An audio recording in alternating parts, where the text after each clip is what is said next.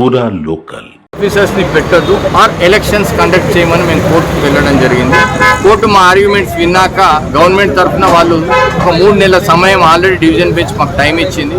ఈ రిజర్వేషన్స్ ప్రక్రియ backward reservation క్లాసెస్కి మేము సర్వే చేయాలి, చేసి వాళ్ళ శాతం ఎంతుందో ఫైండ్ అవుట్ చేయడానికి మాకు డివిజన్ బెంచ్ ఆల్రెడీ 90 రోజుల సమయం ఇచ్చింది.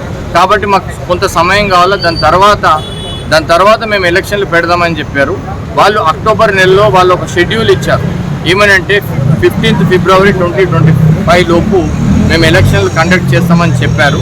కానీ వాళ్ళు చేయలేరు. మొన్న సోమవారం రోజు కోర్టు దృష్టికి మేము తీసుకొచ్చాం. వాళ్ళే అండర్టేకింగ్ ఇచ్చారు చేస్తామని, వాళ్ళు చేయలేరంటే కోర్టు వాళ్ళని అడగడం జరిగింది. మీరు ఈ ప్రక్రియలు ఉన్నాయి కదా, ఈ 5 ప్రక్రియలు ఎన్ని ప్రక్రియలు కంప్లీట్ చేసినట్టే మేము 3 ప్రక్రియలు చేశాము.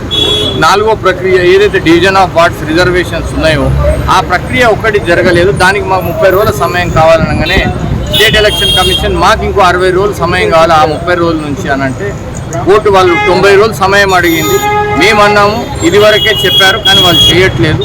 సుప్రీంకోర్టు జడ్జిమెంట్ స్పెసిఫిక్ ఉంది, వీళ్ళు చేయకపోతే స్టేట్ గవర్నమెంట్ సపోర్ట్ చేయకపోతే ఎలక్షన్ కమిషన్ ఎలక్షన్కి వెళ్ళాలి, వారు హైకోర్టును ఆశ్రయించి పిటిషన్ వేసి ఎలక్షన్ కండక్ట్ చేయాలని ఉన్నది. ఎటువంటి కారణాలతో ఎలక్షన్ రూల్స్ లేవు, ఇంకో కారణాలు చెప్పొద్దు, ఉన్న ఎలక్టరల్ రూల్స్ తోటే కండక్ట్ చేయాలని సుప్రీంకోర్టు ఇదివరకే తీర్పిచ్చింది.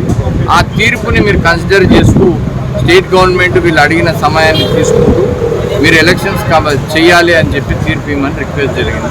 కోర్టు కన్సిడర్ చేసి అందరి ఆర్గ్యుమెంట్స్ కన్సిడర్ చేసి వాళ్ళు కూడా ఎలక్షన్స్ పోతామని 90 రోజులు అడిగినందుకు ఆ 90 రోజుల సమయం ఇచ్చి ఇవాళ సెప్టెంబర్ 30 లోపు మొత్తం ఎలక్షన్ ప్రక్రియ పూర్తి చేయాలని చెప్పి ఇవాళ కోర్టు తీర్పు.